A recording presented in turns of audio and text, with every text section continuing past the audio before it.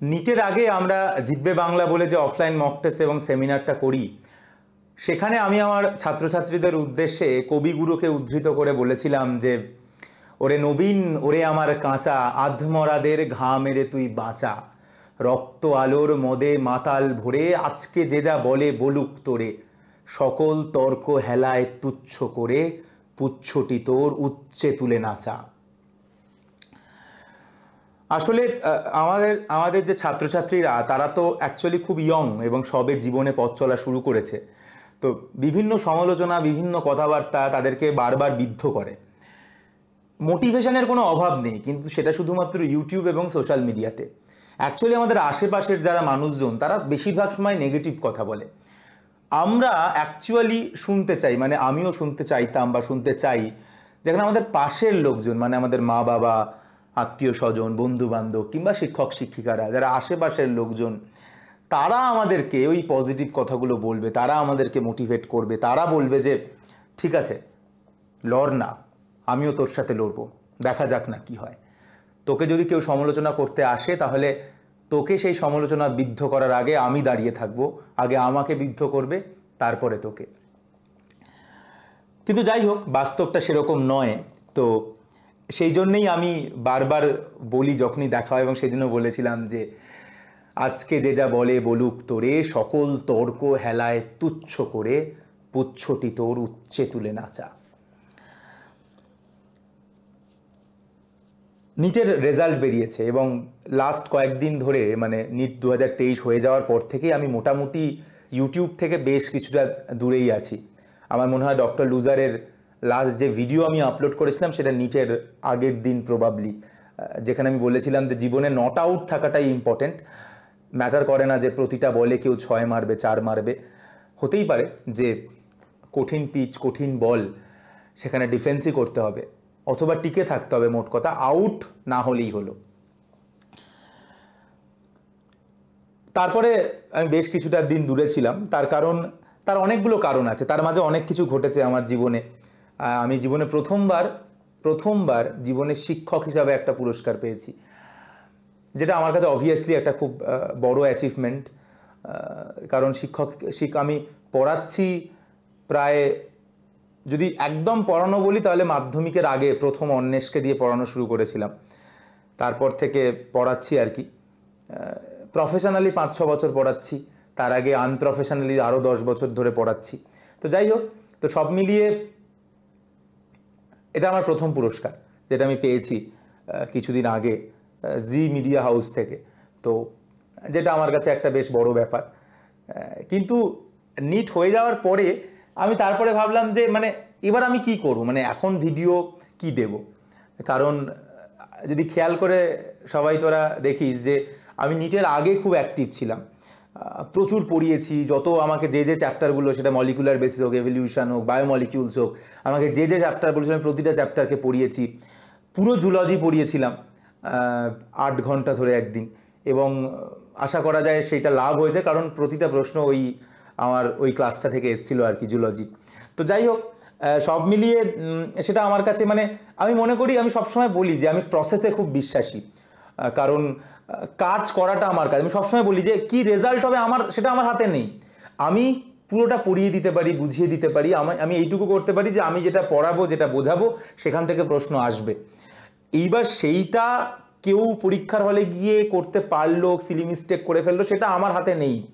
মানে সেটা আমার হাতে নেই। আমার অ্যাজ এ টিচার আমার কাজ স্টুডেন্টদের সবটা পড়িয়ে দেওয়া, বুঝিয়ে দেওয়া, পরীক্ষার আগে তৈরি করে উদ্বুদ্ধ করে পরীক্ষা দিতে পাঠানো, এইটুকু অবধি আমার কাছে। তারপরে খুব একটা আলোচনা করা, কথা বলা, সেসব নিয়ে আমি খুব একটা পছন্দ করি না। তাই সেই জন্যই আমি তারপর থেকে আর খুব একটা ভিডিও দিইনি আর কি। তারপরে নিটের রেজাল্ট বেরিয়েছে এবং সব কিছু হয়েছে এবং অ্যাওয়ার্ডও পেয়েছি। তো আমি বলেছিলাম যে অ্যাওয়ার্ড নিয়ে একটা ভিডিও বানাবো, কিন্তু আমি জেনে বুঝেই সেই ভিডিওটাকে পোস্টপন করেছিলাম। কারণ আমি ভেবেছিলাম যে আমি আমার প্রথম অ্যাওয়ার্ড, তাই সেই প্রথম অ্যাওয়ার্ড আমি আমার সমস্ত ছাত্রছাত্রীদের জন্য ডেডিকেট করতে চাই, এবং সেটা করতে চাই যেদিন নিটের রেজাল্ট বেরোবে, তারপরেই আর কি। তো নিটের রেজাল্টও বেরিয়ে গেছে, তারপরেও ভিডিও বানানো হচ্ছিল না, কারণ আমি অ্যাকচুয়ালি ব্যক্তিগতভাবে আমি খুব লাজুক। মানে এইটাকে অনেকে আমার স্কুলের থেকে আমি ইমোশনাল হয়ে যাচ্ছি, যাই হোক, মানে স্কুল থেকে এটাকে লোকে আমার অ্যাটিটিউড ভাবে, কিংবা লোকে আমাকে এখনও লোকে ভাবে যে আমার প্রচণ্ড অ্যাটিটিউড, আমার বোধহয় প্রচণ্ড ইগো। অ্যাকচুয়ালি না, মানে আমি খুব লাজুক, মানে আমি চট করে কথা বলতে, মানে নিজের ব্যাপারে কথা বলতে আমি খুব মানে আনকমফোর্টেবল ফিল করি। বা কেউ যখন আমার সাথে এসে কথা বলতে আসে মানে এবং এসে বলে যে আমি তোমার খুব বড় ফ্যান বা এরকম, মানে আমি অ্যাকচুয়ালি খুব আনকমফোর্টেবল হয়ে যাই এইসব কথাগুলো শুনলে। তার থেকে যদি সে এসে এমনি কথা বলে বা এমনি এসে জিজ্ঞাসা করে যে দাদা এইটা বলো, এটা কি পড়বো, এটা বুঝতে পারছি না, আমি সেইগুলোতে কমফোর্টেবল। বা কেউ যদি আমার সঙ্গে কেউ ভালো কথা বলে, মানে এগুলোতে আমি খুব আনকমফোর্টেবল। যদি বাড়িতেও যখনই আমি বাড়িতে যখন আমি আমার মা বাবাকে দেখি যে আমার সম্পর্কে কাউকে কিছু বলছে, আমি স্ট্রিক্টলি বারণ করি আমার সম্পর্কে কোনো কথা বলতে, এবং আমি সেখান থেকে সরে যাই এবং আমি বারবার বারণ করি যে আমার সম্পর্কে কাউকে আমার সম্পর্কে কোনো কথা বলবে না। মানে এটা খুব আনকমফোর্টেবল আমার জন্য ব্যক্তিগতভাবে, আমি একটু অস্বস্তি ফিল করি খুব। কিন্তু এই ছেলে মেয়েগুলো প্রশংসা ডিজার্ভ করে, তাই বলতেই হয়, ঠিক আছে, এদের কথা। এবং প্রথমেই আমি একবার শুধু দেখাতে চাই যে মা সরস্বতীকে পাশে রেখেছি। আমার প্রথম পাওয়া পুরস্কারে মা সরস্বতীকে পেয়েছি আমি।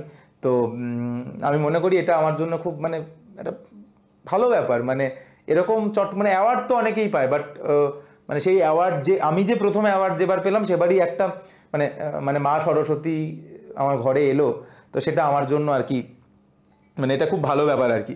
এটা ছাড়া আমি একটা টুপি পেয়েছিলাম, এই টুপিটা আমার মাথায় ঢোকেনি অবভিয়াসলি, কারণ আমার মাথাটা ছোটোবেলা থেকে লোকে বলে বড়, ঠিক আছে, তো সেই জন্য এইটা আমার মাথায় ঢোকেনি, তো সেটা আমি এই জন্য পরিও নি।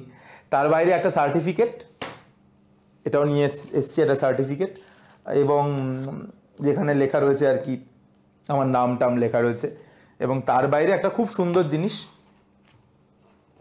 একটা মেমেন্টো, যেটা খুব সুন্দর, এরকম একটা মেমেন্টো যেটা খুব সুন্দর। এবং এই সমস্ত কিছু আমি আমার সমস্ত ছাত্রছাত্রীকে ডেডিকেট করতে চাই, যারা ডাক্তার হয়েছে কিংবা ডাক্তার হয়নি। কিন্তু আমি বারবার যেটা বিশ্বাস করি যে আমার কাছে যারা পড়েছে, যারা আমার থেকে শিখেছে, তারা জীবনে ভালো মানুষ হবে, তারা সৎ হবে, তারা অন্যের সমালোচনা করবে না, তারা নিজের কাজ করবে এবং সে যে কাজটাই করছে সেই জিনিসটাকে আরও এগিয়ে নিয়ে যেতে চেষ্টা করবে যাতে অন্য মানুষেরও ভালো হয়। আমি সবসময় বিশ্বাস করি। তাই এটা আমার সমস্ত ছাত্রছাত্রীদের জন্য যারা আজকে কোনো মেডিকেল কলেজে রয়েছে কিংবা অন্য কোথাও রয়েছে, বিএসসি এমএসসি করছে, নার্সিং করছে, প্যারামেডিকেল করছে, কিংবা হয়তো পড়াশুনো করছে না, অন্য কিছু করছে, কিন্তু আমি বারবার বিশ্বাস করি, সবসময় এটা বিশ্বাস করি যে আমার ছাত্রছাত্রীরা আর যাই হোক, তারা এই সমাজের জন্য কিছু করবে, আরও বেটার করার চেষ্টা করবে। দীপ আমরা যাদেরকে পড়িয়েছি তাদের মধ্যে থেকে দীপ সব থেকে বেশি নম্বর পেয়েছে, 663, অঙ্কন 660, সায়নদীপ 655। তার বাইরে এখানে আরও অনেকের ছবি রয়েছে, অনুরাগ, সৌম্যদীপ, সাত্বিক, সৌম্যশ্রী, সৌম্যজিৎ, নির্বাণ, কৌস্তব, পৃথা, অন্বিতা, উশ্রী। অনেকের ছবি যারা 600-এর ওপর নম্বর পেয়েছে তাদের দেওয়া যায়নি, অদ্রিজা, সৌম্যজিৎ চ্যাটার্জি, তারপরে প্রদীপ্ত, তারপরে মেহেদি বলে একটা ছেলে। তো এরকম আরও প্রায় 8-10 জন ছেলে ছিল যাদের 600-এর ওপর নম্বর ছিল, কিন্তু তাদের ছবি দেয়নি, কারণ এটা আমরা পোস্টার বানিয়েছি আর বারবার অত পোস্টার বানানো সম্ভব হয়নি। কিন্তু আমি শুরুতেই বলতে চাই,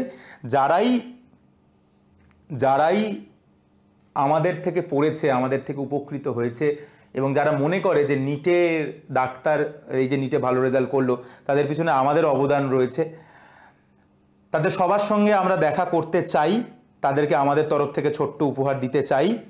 এবং সেদিন এইটা নিয়েও কথা হবে না যে কি করে ভালো ডাক্তার হওয়া যাবে, মেডিকেল কলেজকে কিভাবে ইউটিলাইজ করতে হবে, কিভাবে মেডিকেল কলেজে গিয়ে পড়াশুনো, পার্সোনাল লাইফ সব কিছুকে ব্যালেন্স করে একজন দারুণভাবে মেডিকেল কলেজটাকে কাটাতে হবে, যেটা আমি পারিনি, যেটা আমি আমার ভিডিওতে আফসোস করেছি, কারণ আমাকে কেউ গাইড করেনি। তাই যত এবছর যারা বিভিন্ন মেডিকেল কলেজে ঢুকবে সবাইকে আমি নিমন্ত্রণ করব, যারা আমাদের থেকে কিছুটা উপকৃত হয়েছে, যারা আমাদের কাছে পড়েছে, আমাদের থেকে লাভ হয়েছে, অর্থাৎ আমাদের থেকে যারা তাদের সাফল্যর পিছনে যারা মনে করে যে আমরা রয়েছি কোথাও না কোথাও। অনেকে পাঠিয়েছে, এখনো অবধি যা দেখেছি প্রায় 64-65 জন আমাদের যারা আমাদের কাছে পড়েছে তারা সিলেকশন পেয়েছে, রিজার্ভেশন সব ধরে, এবং আরও 20 থেকে 30 জন রয়েছে যারা বর্ডার লাইনে রয়েছে, অর্থাৎ 580, 570, 575, 580, 82 এই রেঞ্জে তাদের নম্বর আছে, যাদেরকে এবছর কি হবে, কারণ সিটও বেড়েছে, যেগুলো আমরা কিছুদিন পরে বুঝতে পারবো। কিন্তু মোটামুটি 90-100 জন সব মিলিয়ে ধরলে, বাট 60-65 জন যারা শিওর শট যাবে বিভিন্ন মেডিকেল কলেজে। তো যারা অলরেডি পাঠিয়েছে, যারা পাঠায়নি এখনও, যারা এখনও আমাদেরকে যোগাযোগ করে উঠতে পারেনি, তাদেরকে সিম্পলি বলছি আমাদের যেটা নর্মাল নম্বর, যেটা আমাদের অ্যাডমিশনের নম্বর, ওই নাম্বারই হোয়াটসঅ্যাপ করে তোমার নাম, র্যাঙ্ক কার্ডটা, ফোন নাম্বার আর একটা ছবি এগুলো পাঠিয়ে দাও, কিংবা মেলও করতে পারো adclasses.kolkata@gmail.com-এ, এখানে মেলও করতে পারো, এবং এইখানে মেল করেও তোমার এই নাম, র্যাঙ্ক কার্ড, ফোন নাম্বার আর ছবি, তাহলে আমরা ফোন করে আমরা জেনে নেবো, আমরা বলে দেবো আমরা প্রবাবলি জুলাই মাসে এটা করতে চলেছি। তো আমরা জায়গা এবং লোকেশান দুটোই বলে দেবো, এবং আমরা সবাইকে আমন্ত্রণ করব, দেখা হবে, কথা হবে, আড্ডা হবে, প্রচুর ছবি তুলবো, প্রচুর আনন্দ হবে, এবং সব থেকে ইম্পর্টেন্ট যেটা আমি মনে করি, আমি সবসময় চেষ্টা করি আমার যত ভিডিও হোক, যে কোনো কাজ হোক, আমি চেষ্টা করি তাতে যেন কিছুটা মানে উপকার হয়, মানে একেবারে বেকার না, শুধু আড্ডা করলাম, হই হই করলাম, খেলাম দিলাম, চলে গেলাম, একদমই নয়। তার সঙ্গে মোস্ট ইম্পর্টেন্টলি যেটা, যেহেতু আমি নিজে মেডিকেল কলেজ কাটিয়েছি, কলকাতা মেডিকেল কলেজে 5.5 বছর ছিলাম, এবং যেহেতু আমি আমার লাইফটাকে ভালোভাবে কাটাতে পারিনি, তাই আমি এক্স্যাক্টলি জানি যে কি করা উচিত, কিভাবে পড়াশুনো করা উচিত, কিভাবে পার্সোনাল লাইফকে ব্যালেন্স করা উচিত, যারা ভাবছে কলেজে গিয়ে পলিটিক্স করবো তাদের কিভাবে পলিটিক্স করা উচিত বা না করা উচিত, সব কিছু নিয়ে আলোচনা হবে এই দিন, যেদিন ডাকবো। তবে তার আগে এই ফোন নাম্বার অথবা এই মেল আইডিতে তোমার নাম, র্যাঙ্ক কার্ড, ফোন নাম্বারের ইমেজ, এই 4টে জিনিস অবশ্যই পাঠিয়ে দিও, যেটা আমার বারবার বলার। সবাইকে অভিনন্দন, এগুলো নিয়ে বলার কিছু নেই। আচ্ছা, এটা এডুকেশন এক্সিলেন্সের একটা ছবি, আর বাকি ছবি দিইনি, অনেকে ছিল ওখানে, সমস্ত বিশিষ্ট মানুষজন ছিল আর কি। আমি অ্যাজ এ ইন্ডিভিজুয়াল অ্যাওয়ার্ড পেয়েছি আর কি, অক্সিজম হিসাবে অ্যাওয়ার্ড পাইনি, কারণ আমি মনে করি অক্সিজম এখনও সেই জায়গায় পৌঁছায়নি যেখানে অক্সিজম অ্যাওয়ার্ড পেতে পারে। তবে এবছরের সাফল্যে আমি খুব আশাবাদী যে এবছর আমরা 650 টপকেছি, পরের বছর 700 টপকাবো। ফিনিক্স ব্যাচ উড়বে, ফিনিক্স ব্যাচ 700 টপকাবে। ফিনিক্স ব্যাচ যারা শুনছে, আমি বলছি কিন্তু বারবার যে আমরা আমাদের 100% দিচ্ছি। ফিনিক্স ব্যাচ তোরা তোদের 100% দে, সবাই 700 পা, একটা মার কাটারি রেজাল্ট কর, মানে আর কিছু হবে না। আমি একদিন আনন্দ করবো, বাট তোদের কাছে এটা থেকে যাবে যে তোরা 700 পেলি। সো প্রতিটা ফিনিক্স ব্যাচের স্টুডেন্টদের জন্য বলার, যারা ভালো রেজাল্ট করলো না এবার, যারা এক্সপেক্ট করেছিল যে নিটে ভালো করবে, এরকম আমারও বেশ কিছু ছাত্রছাত্রী রয়েছে যারা প্রথমে পরীক্ষা দিয়ে বেরিয়ে ভেবেছিল 600-650 নম্বর পাবে, কিন্তু আলটিমেটলি 560, 565, 550 এইরকম নম্বর পেয়েছে, যারা খুব ভেঙে পড়েছে আজকের দিনে। তাদেরকে এটাই বলবো যে অ্যাকচুয়ালি আমাদের এগুলোতে না কিছু করার থাকে না, মানে অ্যাকচুয়ালি এগুলো part and parcel of life. অবশ্যই খুব খারাপ লাগবে, খুব কষ্ট হবে, কিন্তু এখন আমি দুটো ভালো কথা বললে কিন্তু সেগুলো পাল্টে যাবে না। Rather you have to decide যে তুমি কি করবে। মানে কেউ বিডিএসে চলে যেতে পারে, কেউ অন্যান্য যে বাকি যে মেডিসিনগুলো রয়েছে সেগুলোতে ঢুকে যেতে পারে, কেউ পরের বছরের জন্য অ্যাটেম্প করতে পারে, সেগুলো তার চয়েস, সেগুলো তার ডিসিশন। তবে এইটুকু আমি বলতে পারি যে যারা 540, 550, 560 এরকম নম্বর পেয়েছে, they have all the qualities, তারা ডিজার্ভ করে সিলেকশন, তারা টপ মেডিকেল কলেজে এমবিবিএস পড়ার ডিজার্ভ করে। এইবার তাদের ব্যাপার যে তারা আর এক বছর প্রিপারেশান নেবে কিনা, তাদের গলদগুলোকে বুঝে তারা লড়াই করবে কিনা, ফাইট ব্যাক করবে কিনা। বাট তাদের they have all the qualities. তারা কোথাও আর না পড়তে পারে, কোনো জায়গায় এনরোল না করতে পারে, তারা শুধু সিম্পলি বাড়ি বসে এমসিকিউ প্র্যাকটিস করবে, পরীক্ষা দেবে এবং কাম ব্যাক করবে নেক্সট ইয়ারে। এটা হতে পারে, কোথাও পড়ার দরকার নেই, কোথাও ভর্তি হওয়ার দরকার নেই, কারণ they have all the preparation and all. শুধু তাদেরকে ওই ফাইট ব্যাক করতে হবে। তো আমি মনে করি যে যদি কেউ স্বপ্ন দেখে থাকে, অনেকে আমাকে জিজ্ঞাসা করে দাদা কি হবে, আমি 550 পেয়েছি, 560 পেয়েছি, 545 পেয়েছি, কি করব? আমি অ্যাজ এ সিনিয়র একটাই কথা বলবো, you should try, you should fight back. কারণ মানে জীবনের লড়াই না করলে আর থাকলোটা কি, জীবনের মজাটা কি? আমি 545 পেলাম, আমাকে লোকে বললো যে বাবা পরের বার আরও কম্পিটিশান বাড়বে, এবছর 550 পাচ্ছিস, একটা হচ্ছে বিডিএস ফিডিএস হচ্ছে, তুই তোর স্বপ্ন, কেউ কারুর যদি বিডিএস পেয়ে, যেরকম আমার একটা স্টুডেন্ট আমাকে বলেছে যে আমি দাদা বিডিএসই পড়তে চাই, ওয়েল অ্যান্ড গুড, কেউ ডেন্টিস্ট হতেই পারে, কেউ বলছে দাদা আমি আয়ুর্বেদে যে হোমিওপ্যাথি যে, আমার চয়েস, সেখানে আমার কোনো বক্তব্য নেই। বাট কারুর যদি স্বপ্ন থাকে যে আমি এমবিবিএসই করব, আমি ভালো মেডিকেল কলেজ থেকে করব, আমি এইমস থেকে করব, কলকাতা মেডিকেল কলেজ, এসএসকেএম থেকে করব, আরজি কর এনআরএস থেকে করব, আমি এবছর 550 পেয়েছি, আমি কি করব? আমি তাদের সবার জন্য একটা কথা বলবো, আমার মনে হয় ইউ শুড ফাইট ব্যাক। কোথাও পড়ার দরকার নেই, কোথাও এনরোল করার দরকার নেই, নিজের গলতগুলো, ওই সিলি মিস্টেক হয়েছে ওই সিলি মিস্টেকগুলোকে আটকাতে হবে, এমসিকিউ প্র্যাকটিস করতে হবে, পরীক্ষা দিতে হবে, মক টেস্ট দিয়ে যেতে হবে কোথাও না কোথাও, এবং প্রচুর মক টেস্ট দিতে হবে, এবং ইউ শুড ফাইট ব্যাক, এবং আমি মনে করি সেটাই হবে। ঠিক আছে, এই হচ্ছে যেটা আমার খুব ইম্পর্ট্যান্ট একটা কথা বলার। সমালোচনা আমাদের সব সময় হয়, আমাদের সব সময় সমালোচনার সম্মুখীন হতে হয়, আমাদের সব সময় শুনতে হয় অনেক কিছু কথা। আমাকে শুনতে হয়নি, আমি যখন ডাক্তারি পড়ছি সেখান থেকে আমি যখন পড়ানো শুরু করেছি, আমাকে কথা শুনতে হয়নি অনেক। এখনও তো প্রচুর লোক কথা বলে যে এ ডাক্তারি করে না, এ পড়ায়। আমি ডাক্তারিও করি, এটা লোকে মানে জানে না। আমি মানে আমি কেন কম ভিডিও দিতে পারি তার একটা বড় কারণ আমি ডাক্তারিও করি, তাই ডাক্তারিকে কখনো ছাড়িনি। আমি রাত জাগি, আমি নাইট ডিউটি করি। এই মঙ্গলবার নাইটে একটা পেশেন্ট এসেছিলো ফিনাইল খেয়ে, তারপরে একটা পেশেন্ট এসেছিলো ঘুমের ওষুধ খেয়ে, তো দুটো পেশেন্টকে ম্যানেজ করা তো সে কন্টিনিউয়াস, সেগুলো নিয়ে আমি বলতেই যাইনি, কারণ আমি ডাক্তার, আমাকে সেই কাজগুলো করতেই হবে। তার পাশাপাশি আমি এটাও করি এবং এখানেও আমি 100% দিই। ঠিক আছে, তবে তার জন্য যেটা হয় যে হয়তো ইউটিউবে ভিডিও বানানোগুলো কম হয়ে যায়, কারণ আমাকে পড়াতে হয় ব্যাচে, তার বাইরে প্ল্যানিং করতে হয়, তার বাইরে ডাক্তারি করতে হয়, সব কিছু করতে হয়। তো তাতে কি লোকে সমালোচনা করছে না? প্রচুর লোক সমালোচনা করছে, কিন্তু ওই যে বললাম যে আজকে যে যা বলে বলুক তোরে, সকল তর্ক হেলায় তুচ্ছ করে, পুচ্ছটি তোর উচ্চে তুলে নাচা। তো সেটাই আর কি বলার। এবং আমি খুব খুশি যে আমরা আগের মানে এবছরই আমাদের প্রথম যেটা ফুল ব্যাচ ছিল আর কি, আমরা প্রথম ঠিকঠাক পুরোটা পড়িয়েছিলাম, কারণ এর আগের বছরও একটা ব্যাচ আমরা পড়িয়েছিলাম, কিন্তু সেটা আমরা কম সময় পেয়েছিলাম এবং অল্প সময়ের জন্য পড়িয়েছিলাম। আমাদের প্রথম জাস্ট শুরু করেছিলাম, বাট এটা আমাদের প্রথম ব্যাচ ছিল। এবং প্রথম বছরেই আমি মনে করি যে আমরা অ্যাজ এ টিম যেটা পারফর্ম করেছি বা আমাদের স্টুডেন্টরা যে রেজাল্টগুলো করেছে সেটা বেশ রিমার্কেবল। তবে আবারও বলছি, পরের বছর ফিনিক্স 2024, তোদের কিন্তু উঠতে হবে। তোদের কিন্তু যদি ঠিকঠাক পরিশ্রম করিস, ঠিকঠাক যদি আমাদের কথা শুনিস, তাহলে কিন্তু 700 ধরা ছোঁয়ার বাইরে নয়, 700কে ছোঁয়া যাবে এবং হবে। ঠিক আছে, মানে হবে। ওই যেটা বললাম যে একসাথে লড়বো, কোনো চাপ নেই। আর এই অ্যাওয়ার্ড যেদিন নিতে গেছিলাম, সেদিন অনেক অ্যাওয়ার্ড যখন নিতে যাচ্ছি তার আগে বসেছিলাম আমি আর মা বসেছিলাম, আমার বাবা পিসি গেছিলো, সঞ্জয় স্যার গেছিলো, জয়দীপ গেছিলো।